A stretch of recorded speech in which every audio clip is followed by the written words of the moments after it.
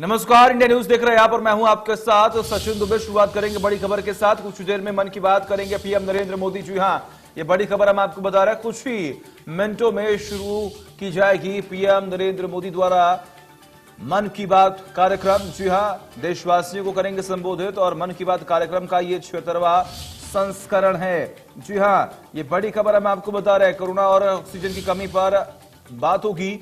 सरकार के प्रयासों को कर सकते हैं साझा। देशवासियों नमस्कार। आज आपसे मन की बात एक ऐसे समय कर रहा हूं जब कोरोना हम सभी के धैर्य, हम सभी के दुख बर्दाश्त करने की सीमा की परीक्षा ले रहा है। बहुत से अपने हमें असमय छोड़कर चले गए हैं। कोरोना की पहली वेव का सफलतापूर्वक मुकाबला करने के बाद देश हौसले से भरा हुआ था, आत्मविश्वास से भरा हुआ था। लेकिन इस तूफान ने देश को झकझोर दिया है। साथियों, बीते दिनों इस संकट से निपटने के लिए मेरी अलग अलग सेक्टर्स के एक्सपर्ट्स के साथ, विशेषज्ञों के साथ लंबी चर्चा हुई है। हमारी फार्मा इंडस्ट्री के लोग हों, वैक्सीन मैन्युफैक्चरर्स हों, ऑक्सीजन के प्रोडक्शन से जुड़े लोग हों या फिर मेडिकल फील्ड के जानकार, उन्होंने अपने महत्वपूर्ण सुझाव सरकार को दिए हैं। इस समय हमें इस लड़ाई को जीतने के लिए एक्सपर्ट्स और वैज्ञानिक सलाह को प्राथमिकता देनी है। राज्य सरकार के प्रयत्नों को आगे बढ़ाने में भारत सरकार पूरी शक्ति से जुटी हुई है। राज्य सरकारें भी अपना दायित्व निभाने की पूरी कोशिश कर रही हैं। साथियों, कोरोना के खिलाफ इस समय बहुत बड़ी लड़ाई देश के डॉक्टर और हेल्थ वर्कर्स लड़ रहे हैं। पिछले एक साल में उन्हें इस बीमारी को लेकर हर तरह के अनुभव भी हुए हैं। हमारे साथ इस समय मुंबई से प्रसिद्ध डॉक्टर शशांक जोशी जी जुड़ रहे हैं। डॉक्टर शशांक जी को कोरोना के इलाज और इससे जुड़ी रिसर्च का बहुत जमीनी अनुभव है। वो इंडियन कॉलेज ऑफ फिजिशियंस के डीन भी रह चुके हैं। आइए बात करते हैं डॉक्टर शशांक से। नमस्कार डॉक्टर शशांक जी। नमस्कार सर। अभी कुछ दिन पहले ही मुझे आपसे बात करने का अवसर मिला था। आपके विचारों की स्पष्टता मुझे बहुत अच्छी लगी थी। मुझे लगा देश के सभी नागरिकों को आपके विचार जानने चाहिए। जो बातें सुनने में आती है उसी को मैं एक सवाल के रूप में आपके सामने प्रस्तुत करता हूं। डॉक्टर शशांक, आप लोग इस समय दिन रात जीवन रक्षा के काम में लगे हुए हैं। सबसे पहले तो मैं चाहूंगा कि आप सेकंड वेव के बारे में लोगों को बताएं। मेडिकली ये कैसे अलग है और क्या-क्या सावधानी जरूरी है? धन्यवाद सर। ये जो दूसरी बाढ़ आई है ये तेजी से आई है। तो जितनी पहली बाढ़ थी उससे ये वायरस ज्यादा तेज चल रहा है। लेकिन अच्छी बात यह है कि उससे ज्यादा रफ्तार से रिकवरी भी है और मृत्यु दर काफी कम है। इसमें 2-3 फर्क है। पहली तो ये युवाओं में और बच्चों में भी थोड़ा दिखाई दे रहा है। उसके जो लक्षण है, पहले जैसे लक्षण थे, सांस चढ़ना, सूखा खांसी आना, बुखार आना, ये तो सब है ही। और उसके साथ थोड़ा गंध जाना, स्वाद चला जाना, ये भी है। और लोग थोड़े भयभीत हुए। भयभीत होने की बिल्कुल जरूरत नहीं है। 80-90% लोगों में इसमें कोई भी लक्षण नहीं दिखाई देते हैं। ये म्यूटेशन जो बोलते हैं, घबराने की बात नहीं है। ये म्यूटेशन होते रहते हैं। जैसे हम कपड़े बदलते हैं वैसे वायरस भी अपना रंग बदल रहा है और इसलिए बिल्कुल डरने की बात नहीं है। और ये वेव को हम पाल कर देंगे। वेव आती जाती है और ये वायरस आते जाते रहता है। तो यही अलग अलग लक्षण हैं और मेडिकली हमको सतर्क रहना चाहिए। एक 14 से 21 दिन का ये कोविड का टाइम टेबल है। इसमें वैद्यकीय सलाह लेना चाहिए। डॉक्टर शशांक, मेरे लिए भी आपने जो एनालिसिस बताया बड़ा इंटरेस्टिंग है। मुझे कई चिट्ठियां मिली हैं जिसमें ट्रीटमेंट के बारे में भी लोगों की बहुत सी आशंकाएं हैं। कुछ दवाओं की मांग बहुत ज्यादा है। इसलिए मैं चाहता हूं कि कोविड के ट्रीटमेंट के बारे में भी आप लोगों को जरूर बताएं। हाँ सर, क्लिनिकल ट्रीटमेंट लोग बहुत देरी से चालू करते हैं। और अपने आप बीमारी से दब जाएंगी ये भरोसे पे रहते हैं और मोबाइल पे आने वाली बातों पे भरोसा रखते हैं। और अगर सरकारी दी हुई सूचना का पालन करे तो ये कठिनाई का सामना नहीं आता है। तो कोविड में जो ट्रीटमेंट क्लिनिकल प्रोटोकॉल है उसमें 3 प्रकार की तीव्रता है, हल्का या माइल्ड कोविड, मध्यम या मॉडरेट कोविड और तीव्र कोविड जो सीवियर कोविड बोलते हैं इसके लिए है। तो जो हल्का कोविड है उसके लिए तो हम ऑक्सीजन का मॉनिटरिंग करते हैं, पल्स का मॉनिटरिंग करते हैं, बुखार का मॉनिटरिंग करते हैं। बुखार बढ़ जाता है तो कभी कभी पैरासीटामोल जैसी दवाई का इस्तेमाल करते हैं और अपने डॉक्टर से संपर्क करना चाहिए। जो मॉडरेट कोविड होता है, मध्यम कोविड होता है या तीव्र कोविड होता है तो वैद्य की अपने डॉक्टर के साथ संपर्क करना बहुत जरूरी है। सही और सस्ती दवाई अवेलेबल है जिसमें स्टीरॉइड जो है ये जान बचा सकती है, जो इनहेलर दे सकते हैं हम, टैबलेट दे सकते हैं हम, और उसके साथ ही प्राणवायु जो ऑक्सीजन है वो देना पड़ता है और इसके लिए छोटे छोटे इलाज है। लेकिन अक्सर क्या हो रहा है कि एक नई एक्सपेरिमेंटल दवाई है जिसका नाम है रेमडेसिविर। ये दवाई से एक चीज जरूर होती है कि अस्पताल में 2-3 दिन कम रहना पड़ता है और क्लिनिकल रिकवरी में थोड़ी सी उसकी एड होती है। ये भी दवाई कम काम करती है जब पहले 9-10 दिन में दी जाती है और ये 5 ही दिन देनी पड़ती है। तो ये लोग जो दौड़ रहे हैं रेमडेसिविर के पीछे, ये बिल्कुल दौड़ना नहीं चाहिए। ये दवाई की थोड़ा काम है, जिनको ऑक्सीजन लगता है, प्राणवायु ऑक्सीजन लगता है, जो अस्पताल में भर्ती होते हैं और डॉक्टर जब बताते तभी लेना चाहिए। तो ये बहुत जरूरी है सब लोगों को समझना। हम प्राणायाम करेंगे, हमारे शरीर के जो लंग्स है उसको थोड़ा एक्सपांड करेंगे और जो हमारी खून पतली करने वाली जो इंजेक्शन आती है जिसको हम हिपैरिन बोलते हैं, ये छोटी छोटी दवाइयां देंगे तो 98% लोग सर ठीक हो जाते हैं। तो पॉजिटिव रहना बहुत जरूरी है। ट्रीटमेंट प्रोटोकॉल वैद्य के सलाह से लेना बहुत जरूरी है और ये जो महंगी महंगी दवाई है उसके पीछे दौड़ने की कोई जरूरत नहीं है सर। अपने पास अच्छे इलाज चालू है, प्राणवायु ऑक्सीजन है, वेंटिलेटर की भी सुविधा है, सब कुछ है सर। और कभी कभी ये दवाई यदि मिल जाती है तो योग्य लोगों में ही देनी चाहिए। तो इसके लिए बहुत भ्रम पैदा हुआ है और इसलिए ये स्पष्टीकरण देना चाहता हूँ सर कि अपने पास वर्ल्ड की सबसे बेस्ट ट्रीटमेंट अवेलेबल है। आप देखेंगे कि भारत में सबसे अच्छा रिकवरी रेट है। आप यदि कंपेयर करेंगे यूरोप के लिए, अमेरिका, वहीं से भी हमारे यहाँ के ट्रीटमेंट प्रोटोकॉल से मरीज ठीक हो रहे हैं सर। डॉक्टर शशांक, आपका बहुत बहुत धन्यवाद। डॉक्टर शशांक ने जो जानकारियां हमें दी वो बहुत जरूरी है और हम सबके काम आएगी। साथियों, मैं आप सबसे आग्रह करता हूं, आपको अगर कोई भी जानकारी चाहिए हो, कोई और आशंका हो, तो सही सोर्स से ही जानकारी लें।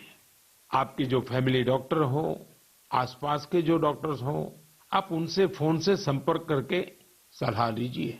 मैं देख रहा हूं कि हमारे बहुत से डॉक्टर खुद भी ये जिम्मेदारी उठा रहे हैं।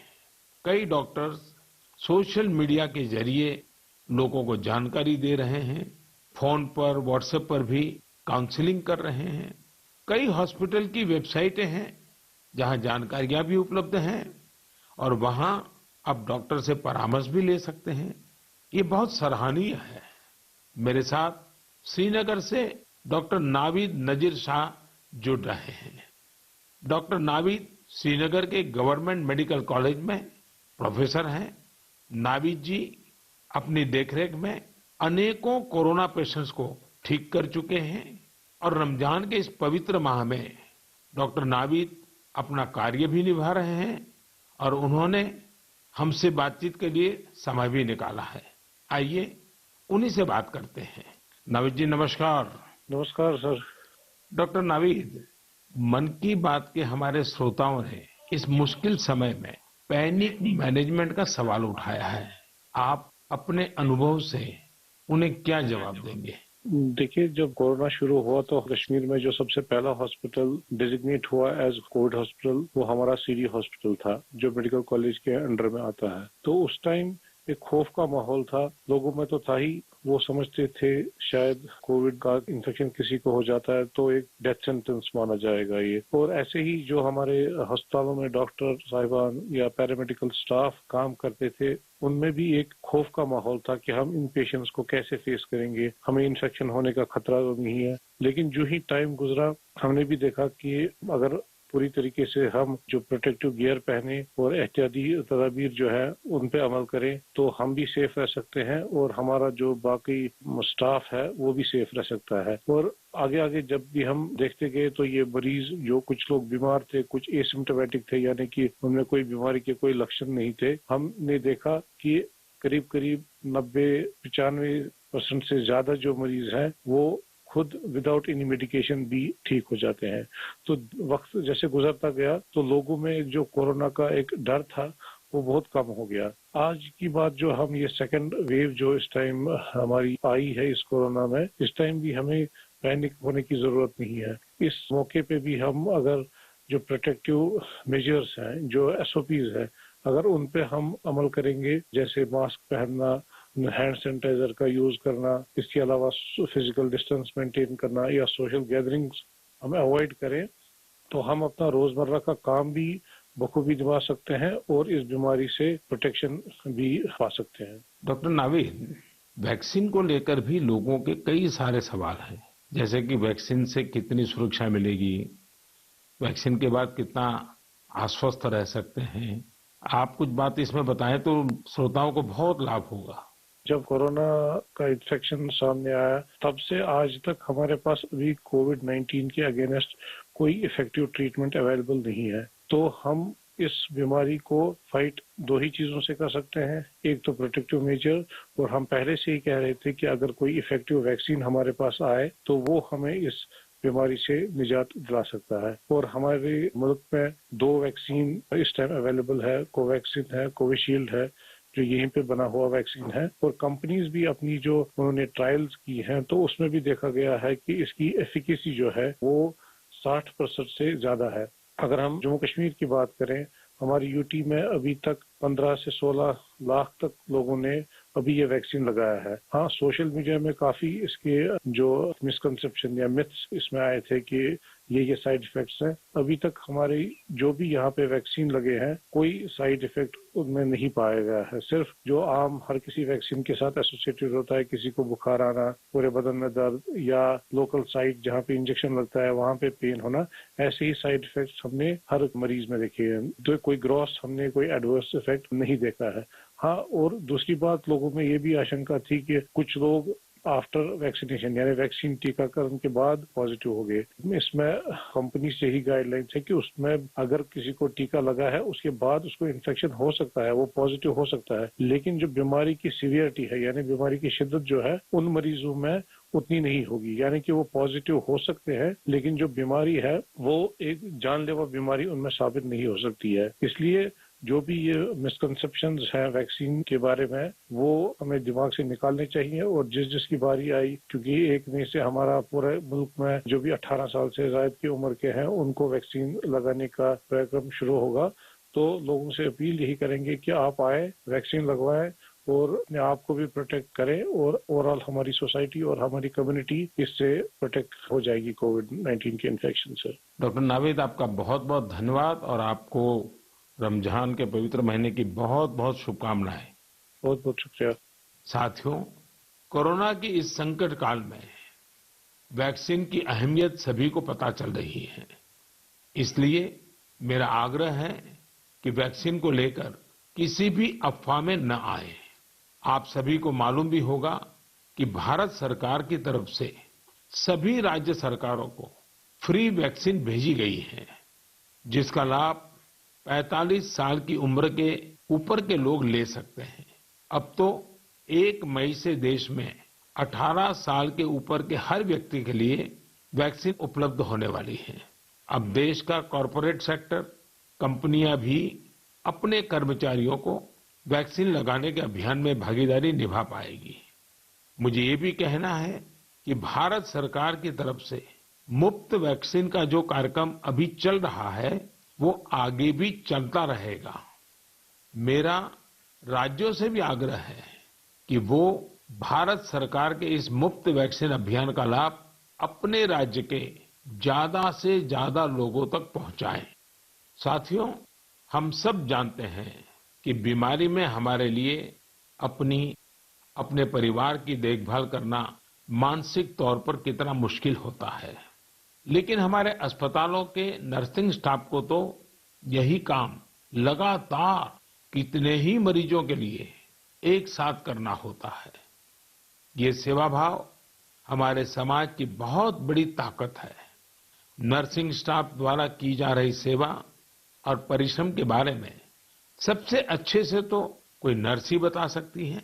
इसलिए मैंने रायपुर के doctor B.R. Ambedkar medical college hospital में अपनी सेवाएं दे रही सिस्टर भावना ध्रुव जी को मन की बात में आमंत्रित किया है। वो अनेकों कोरोना मरीजों की देखभाल कर रही हैं। आइए उन्हीं से बात करते हैं। नमस्कार भावना जी। आदरणीय प्रधानमंत्री जी नमस्कार। भावना जी, यस सर। मन की बात सुनने वालों को आप जरूर ये बताइए कि आपके परिवार में इतनी सारी जिम्मेवारियां, इतने सारे मल्टीटास्क, और उसके बाद भी आप कोरोना के मरीजों के साथ काम कर रही हैं। कोरोना के मरीजों के साथ आपका जो अनुभव रहा वो जरूर देशवासी सुनना चाहेंगे, क्योंकि सिस्टर जो होती हैं, नर्सेज जो होते हैं, वो पेशेंट के सबसे निकट होती है और सबसे लंबे समय तक होती है। Yes sir. तो वो हर चीज को बड़ी बारीकी से समझ सकती है। जी बताइए। जी सर, मेरा टोटल एक्सपीरियंस कोविड में सर 2 मंथ का है सर। हम 14 डेज ड्यूटी करते हैं और 14 डेज के बाद हमें रेस्ट दिया जाता है। फिर 2 महीने बाद हमारी ये कोविड ड्यूटी रिपीट होता है सर। जब सबसे पहले मेरी कोविड ड्यूटी लगी तो सबसे पहले मैं अपने फैमिली मेंबर्स को ये कोविड ड्यूटी की बात शेयर करी। ये मई की बात है और मैं ये जैसे ही मैंने शेयर किया, सबके सब डर गए, घबरा गए मुझसे। कहने लगे कि बेटा ठीक से काम करना। एक इमोशनल सिचुएशन था सर बीच में, जब मेरी बेटी मुझसे पूछी, मम्मा आप कोविड ड्यूटी जा रहे हो, तो उस समय बहुत ही ज्यादा मेरे लिए इमोशनल मोमेंट था। लेकिन जब मैं कोविड पेशेंट के पास गई तो मैं एक जिम्मेदारी घर में छोड़ के गई, और जब मैं कोविड पेशेंट से मिली सर तो वो उनसे सुरेखा जी ने अपने अनुभव से बताया है कोरोना से लड़ने के लिए पॉजिटिव स्पिरिट बहुत ज्यादा जरूरी है और देशवासियों को इसे बनाए रखना है। साथियों, डॉक्टर्स और नर्सिंग स्टाफ के साथ साथ इस समय लैब टेक्नीशियंस और एम्बुलेंस ड्राइवर्स जैसे फ्रंटलाइन वर्कर्स भी भगवान की तरह ही काम कर रहे हैं। जब कोई एम्बुलेंस किसी मरीज तक पहुंचती है तो उन्हें एम्बुलेंस ड्राइवर देवदूत जैसा ही लगता है। इन सब की सेवाओं के बारे में, इनके अनुभव के बारे में देश को जरूर जानना चाहिए। मेरे साथ अभी ऐसे ही एक सज्जन है, श्रीमान प्रेम वर्मा जी, जो कि एक एम्बुलेंस ड्राइवर है। जैसा कि इनके नाम से ही पता चलता है, प्रेम वर्मा जी अपने काम को, अपने कर्तव्य को पूरे प्रेम और लगन से करते हैं। आइए उनसे बात करते हैं। नमस्ते प्रेम जी। नमस्ते सर जी। भाई प्रेम। हाँ जी सर। आप अपने कार्य के बारे में हाँ जी जरा विस्तार से बताइए। आपका जो अनुभव है वो भी बताइए। मैं कैट्स एम्बुलेंस में ड्राइवर की पोस्ट पे हूँ। हाँ। और जैसे ही कंट्रोल हमें एक टैब पे कॉल देता है, 102 से जो कॉल आती है, हम मूव करते हैं पेशेंट के पास। हम पेशेंट को जाते हैं उनके पास। तो 2 साल से हम कंटिन्यू कर रहे हैं काम। अपना किट पहन के, ग्लव्स मास्क पहन के पेशेंट को जहां वो ड्रॉप करने के लिए कहते हैं, जो भी हॉस्पिटल में, हम जल्दी से जल्दी उनको ड्रॉप करते हैं। आपको तो वैक्सीन की दोनों डोज लग गई होगी। बिल्कुल सर। तो दूसरे लोगों को वैक्सीन लगवाएं, इसके लिए आपका क्या संदेश है? सर बिल्कुल सभी को ये डोज लगवानी चाहिए और अच्छी ही है फैमिली के लिए भी। अब मुझे मेरी मम्मी कहती है ये नौकरी छोड़ दो। मैंने बोला मम्मी अगर मैं भी नौकरी छोड़ के बैठ जाऊंगा तो सब और पेशेंट को कैसे कौन छोड़ने जाएगा, क्योंकि सब इस कोरोना काल में सब भाग रहे हैं, सब नौकरी छोड़ के जा रहे हैं। मम्मी भी मुझे बोलती है कि बेटा ये नौकरी छोड़ दे। मैंने बोला नहीं मम्मी, मैं नौकरी नहीं छोड़ूंगा। प्रेम जी, माँ को दुखी मत करना, नहीं माँ सर को समझाना। हाँ जी। लेकिन ये जो आपने माँ वाली बात बताई ना, हाँ जी, ये बहुत ही छूने वाली है। आपकी माता जी को भी हाँ जी मेरा प्रणाम कहिएगा। बिल्कुल। हाँ। हाँ जी। और प्रेम जी, मैं आपके माध्यम से हाँ जी। ये एम्बुलेंस चलाने वाले हमारे ड्राइवर भी हाँ जी।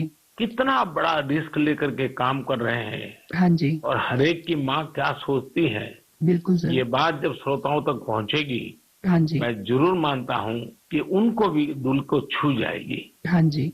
प्रेम जी बहुत बहुत धन्यवाद। आप एक प्रकार से प्रेम की गंगा बहा रहे हैं। धन्यवाद सर जी। धन्यवाद भैया। धन्यवाद। साथियों, प्रेम वर्मा जी और इन जैसे हजारों लोग आज अपना जीवन दांव पर लगाकर लोगों की सेवा कर रहे हैं। कोरोना के खिलाफ इस लड़ाई में जितने भी जीवन बच रहे हैं उसमें एम्बुलेंस ड्राइवर्स का भी बहुत बड़ा योगदान है। प्रेम जी, आपको और देश भर में आपके सभी साथियों को मैं बहुत बहुत साधुवाद देता हूं। आप समय पर पहुंचते रहिए, जीवन बचाते रहिए।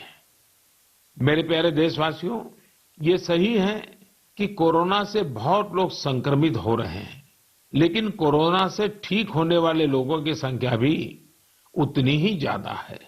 गुरुग्राम की प्रीति चतुर्वेदी जी ने भी हाल ही में कोरोना को हराया है। प्रीति जी मन की बात में हमारे साथ जुड़ रही हैं। उनके अनुभव हम सबके काफी काम आएंगे।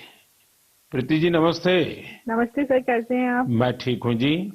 सबसे पहले तो मैं आपकी कोविड-19 से सफलतापूर्वक लड़ने के लिए सराहना करूंगा। Thank you so much. मेरी कामना है आपका स्वास्थ्य और तेजी से बेहतर हो। जी शुक्रिया सर। प्रीति जी, हाँ जी सर। ये सिर्फ आपके परिवार में आप ही का नंबर लगा कि परिवार के और सदस्य भी इसमें फंस गए? नहीं नहीं सर, मैं अकेली ही हुई थी। चलिए, भगवान की कृपा रही।